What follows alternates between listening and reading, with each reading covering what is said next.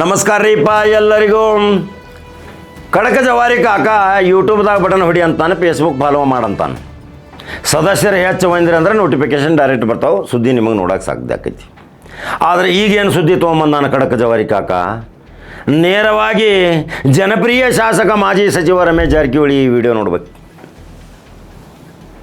ಅಣ್ಣ ಎಲ್ಲಿದೆ ಈ ವಿಡಿಯೋ ನೋಡ್ಬೇಕ. ರಮೇಶ್ ಜಾರಕಿಹೊಳಿ ಈ ವಿಡಿಯೋ ನೋಡಿದ ತಕ್ಷಣ ಅಲ್ಲಿ ಒಂದು ಸುತ್ತು ಹೊಡಿಬೇಕು. ಭಾಳ 100 ವರ್ಷಗಳ ಕನಸನ್ನು ನನಸು ಮಾಡಿದೀಯನ್ನ ನೀನು. ಇದೇ ಘಟಪ್ರಭಾ ಮೃತ್ಯುಂಜಯ ಸರ್ಕಲ್ದಿಂದ ರಸ್ತೆ ಅಗಲೀಕರಣ ಆಗುವಂಥ ಒಂದು ಮಹಾ ಸಾಹಸದ ಕೆಲಸಕ್ಕೆ ಕೈ ಹಾಕಿದಿ. ಅದು ಯಶಸ್ವಿಗೊಳ್ಳಾಕತ್ತೈತಿ. ಆದರೆ ಒಂದು ರೌಂಡ್ ಹೊಡಿಬೇಕು. ಯಾಕೆ ರೌಂಡ್ ಹೊಡಿಬೇಕು ಅಂತೀನಿ, ಆ ಗಟ್ಟರ್ ಎರಡು ಕಡೆ ನೇರವಾಗಿ ನೆಟ್ಟಿಗೆ ಹೋಗ್ಬೇಕದು ಹಾವಕತೆ ಯಾಕೆ ಅಡ್ಡಾಡಕತ್ತೈತಿ ಅದನ್ನು ನಮಗೆ ತಿಳಿವಾತು.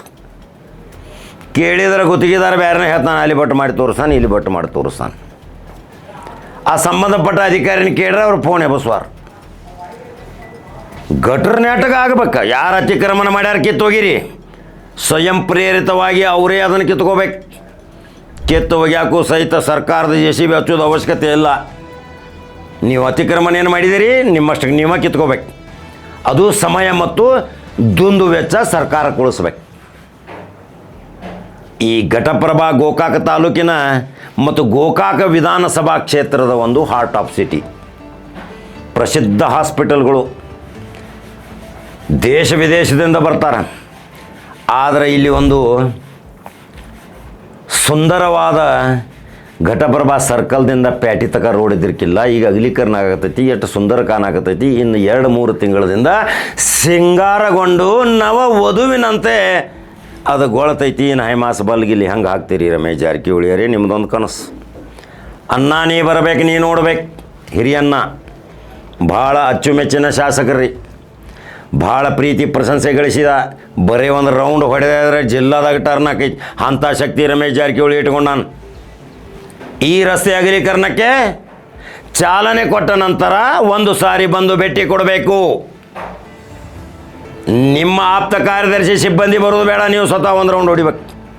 ಸ್ವತಃ ಒಂದು ರೌಂಡ್ ಹೊಡೆದ ಮೇಲೆ ಅದು ಹಾವಗತಿ ಯಾಕೆ ತಿರಿಯೈತಿ, ಗಟ್ರ ಎಡಕ್ಕ ಬಲಕ್ಕ, ಅದು ಅತಿಕ್ರಮಣದಾಗ ಐತೋ ಏನು ಅನಧಿಕೃತ ಐತೋ ಏನು ಸರ್ಕಾರಿದ ಆಸ್ತಿ ಐತೋ ಹೆಂಗೈತಿ ಏನೈತಿ ಅದರದ್ದು ಏನು ಪ್ಲ್ಯಾನ ಎಸ್ಟಿಮೇಟ ಇನ್ನವರೆಗೆ ನಮಗೂ ನಿಗೂಢವಾಗಿ ತಿಳಿವಾತು. ಬರೀ ಅಗಲೀಕರಣ ಆಗತೈತಿ ಅಂತ ನೋಡಕತ್ತೀವಿ ನಾವು. ಎಂತಿಂಥ ವಯೋವೃದ್ಧರು, ಎಂತಿಂಥ ರೋಗ ರುಜಿನ ಉಳ್ಳಂಥ ಆಂಬ್ಯುಲೆನ್ಸ್ಗಳು ಈಗ ಸಾರಾಸಗಟವಾಗಿ ಅಂತ ಹೊಂಟಾವು. ಆ ಶ್ರೇಯಸ್ಸು ರಮೇಶ್ ಜಾರಕಿಹೊಳಿಗೆ ಸಲ್ಲಬೇಕು. ರಮೇಶ್ ಜಾರಕಿಹೊಳಿ ಮಾಡಿದ ಸಾಧನೆ, ರಮೇಶ್ ಜಾರಕಿಹೊಳಿ ಮಾಡಿದ ಈ ಕಾರ್ಯ ನಿಜಕ್ಕೂ ಮೆಚ್ಚುವಂಥದ್ದು. ಇಡೀ ಗೋಕಾಕ್ ವಿಧಾನಸಭಾ ಕ್ಷೇತ್ರ ಇವತ್ತು ಘಟಪ್ರಭಾ ಹಾರ್ಟ್ ಆಫ್ ಸಿಟಿಗೆ ಬಂದಿರ್ತಾರೆ. ಪ್ರತಿಯೊಂದು 70 ಹಳ್ಳಿಯ ಜನ ಈ ಘಟಪ್ರಭಾ ಕೇಂದ್ರೀಕೃತ ಆಸ್ಪತ್ರೆ ಆಗಲಿ, ಖರೀದಿ ಆಗಲಿ, ವಿಕ್ರಿ ಆಗಲಿ, ಬಂಗಾರ ಸಾಮಾನಾಗಲಿ, ಮದುವೆ ಮುಂಜುವೆ ಸಾಮಾನು ಖರೀದಿ ಮಾಡೋಕೆ ಘಟಪ್ರಭಾಕ್ಕೆ ಬರ್ತಾರೆ. ಎಲ್ಲರೂ ವಾಹನಗಳು ತೊಗೊಂಡು ಬರ್ತಾರೆ. ಅಟಕ ರಸ್ತೆದಾಗ ಆಂಬ್ಯುಲೆನ್ಸ್ಗಳು ಹೋಗಲಾರ್ದಂಥ ಪರಿಸ್ಥಿತಿದಾಗ ಸಾವು ನೋವುಗಳು ಅದು ಅನೇಕ ಬಾರಿ ರಮೇಶ್ ಜಾರಕಿಹೊಳಿಗೆ ಹೇಳಿದಾಗ ಎಚ್ಚೆತ್ತ ಈ ಶಾಸಕ ತಕ್ಷಣ ಅಧಿಕಾರಿಗಳಿಗೆ ಆದೇಶ ಮಾಡಿ ಬೃಹತ್ ಪ್ರಮಾಣದ ರೋಡ್ ಅಗಲೀಕರಣ ಮಾಡೋಕೆ ಹೊಂಟಾನ. ಆದರೆ ಆ ರೋಡ್ ಅಗಲೀಕರಣಕ್ಕಿಂತ ಮುಂಚಿತ ಒಂದು ಸಾರಿ ಭೇಟಿ ಕೊಡಬೇಕು. ಅವ್ರನ್ನೆಲ್ಲರನ್ನೂ ಕೂಡಿಸಿ ಒಂದು ಚರ್ಚೆ ಆಗಬೇಕು. ಹಾವಗತಿ ಯಾಕೆ ಹೊಂಟೈತಿ ಗಟ್ರ ತಿಳಿವಾತು. ಗಟ್ರ ನೆಟ್ಗೆ ಹೋಗ್ಬೇಕ್ರಲ್ಲ, ಈ ಕಡೆನೂ ಹೋಗ್ಬೇಕು ಆ ಕಡೆನೂ ಹೋಗ್ಬೇಕು. ಸ್ವಯಂ ಪ್ರೇರಿತವಾಗಿ ಅವರು ಬಿಟ್ಟು ಕೊಡ್ಬೇಕು. ಅನಧಿಕೃತ ನೀವೇನು ಈಗ 50 ವರ್ಷದಿಂದ ಏನಲ್ಲಿ ಅನಧಿಕೃತ ಮಾಡ್ಕೊಂಡು ಶಾಡ್ ಹಾಕೊಂಡು ಏನು ಮಾಡಿದ್ದೀರಿ, ಇನ್ನು ಮತ್ತು ಮುನ್ಸಿಪಾಲ್ಟಿ ಅವ್ರು ಮನಸ್ಪಟ್ರೆ ಹಳಿ 50 ವರ್ಷದ ಟ್ಯಾಕ್ಸ್ ವಸೂಲು ಮಾಡ್ಬೋದು, ನಮ್ಮ ಆಸ್ತಿ ನೀವು ಉಪಯೋಗ ಮಾಡ್ಕೊಂಡಿರಿ ಅಂತೇಳಿ ಅದು ಕಾಯ್ದೆ ಅದಾವ್ರಿ. ಸ್ವಯಂ ಪ್ರೇರಿತವಾಗಿ ತಕ್ಕೊಂಡು ಆಸ್ಪದ ಮಾಡಿಕೊಡ್ರಿ. ಶಾಸಕನ ಒಂದು ಇಚ್ಛಾಶಕ್ತಿ ಐತಿ. ಸಾರ್ವಜನಿಕರಿಗೆ ತೊಂದರೆ ಆಗಬಾರ್ದು, ಸಾರ್ವಜನಿಕರಿಗೆ ಬದುಕಿಗೆ ನೋವು ಆಗಬಾರ್ದು, ರೋಗ ರುಜಿನಗಳಿಂದ ಬಳ್ಳವರಿಗೆ ಹೋಗಬೇಕು, ವಯೋವೃದ್ಧರು ಆರಾಮವಾಗಿ ಕೈ ಬೀಸ್ಕೋತ ಅಲ್ಲಿಂದ ಹೋಗಬೇಕು. ಇದು ರಮೇಶ್ ಜಾರಕಿಹೊಳಿಯ ಕನಸು ಇವತ್ತು ನನಸಾಗೈತಿ. 100 ವರ್ಷದ ಇತಿಹಾಸದಲ್ಲಿ ಈ ರಸ್ತೆ ಅಗಲೀಕರಣ ಆಗಿರಲಿಲ್ಲ. ಎಲ್ಲಿ ನೋಡಿದಲ್ಲಿ ಅಡ್ಡಾದಿಡ್ಡಿ ತಿರುಗಾಡೋದು, ಟ್ರಾಫಿಕ್ ಜಾಮ್ ಆಗಿ ಪೊಲೀಸರಿಗೂ ಸಹಿತ ದೊಡ್ಡ ತಲೆನೋವಾಗಿತ್ತು.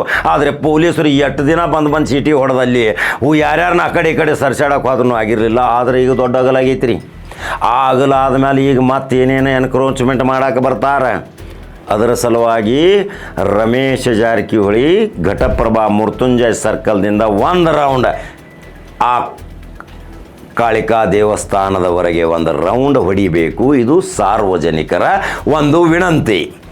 ಹಾಗಾದ್ರೆ ಮತ್ತೊಂದು ವಿಚಾರ ಐತ್ರಿ, ರಮೇಶ್ ಜಾರಕಿಹೊಳಿ ಮಸ್ತೊಂದು ಐಡಿಯಾ ಕೊಡ್ತಾನೆ. ಬಸ್ ಸ್ಟ್ಯಾಂಡ್ದೊಂದು ಸವಲತ್ತು.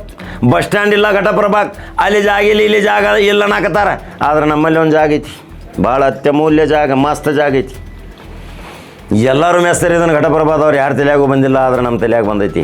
ನಮ್ಮ ಮನ್ಯೂ ಕೆಲವೊಂದು 4 ನಾಗರಿಕರು, ಹಿರಿಯ ನಾಗರಿಕರಿಗೆ, ದೊಡ್ಡ ದೊಡ್ಡ ವೈದ್ಯರು, ಹಿರಿಯ ನಾಗರಿಕರು, ಸಾಹಿತಿಗಳು ನಮ್ಮ ಕಚೇರಿಗೆ ಬಂದಾಗ ಈ ಜಾಗ ಹೆಂಗೆ ರೀ ಬಸ್ ಸ್ಟ್ಯಾಂಡ್ಗೆ ಅಂದಾಗ ಎಷ್ಟೊಂದು ಖುಷಿ ಪಟ್ಟರು. ಹೆಂಗೆ ತೆಗೆದಿವೋ ಕಡಕ ಜವಾರಿ ಕಾಕ ಐಡಿಯಾ ಅಂತಂದರು.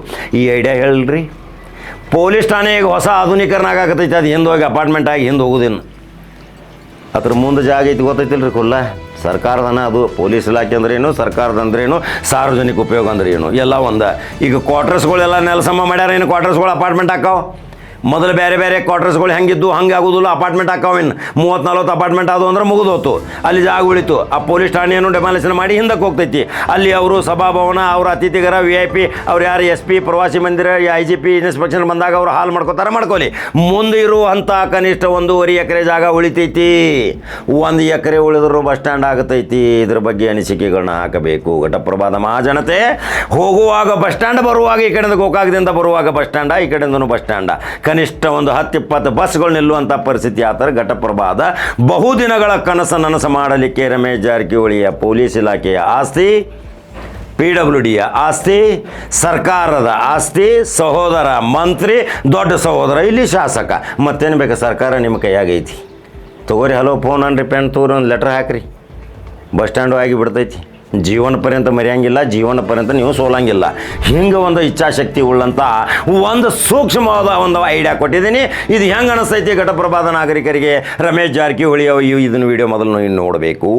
ನೋಡಿದ ತಕ್ಷಣ ಒಂದು ರೌಂಡ್ ಹೊಡಿಬೇಕು. ಹಂಗಾದ್ರೆ ಯೂಟ್ಯೂಬ್ದಾಗ ಬಟನ್ ನೋಡಿರಿ, ಫೇಸ್ಬುಕ್ ಫಾಲೋ ಮಾಡಿರಿ. ಮತ್ತೊಂದು ಕಡಕ್ ಜವಾರಿ ಸುದ್ದಿ ಹೋಗಿ ಬರ್ತೀನಿ. ನಮಸ್ಕಾರ.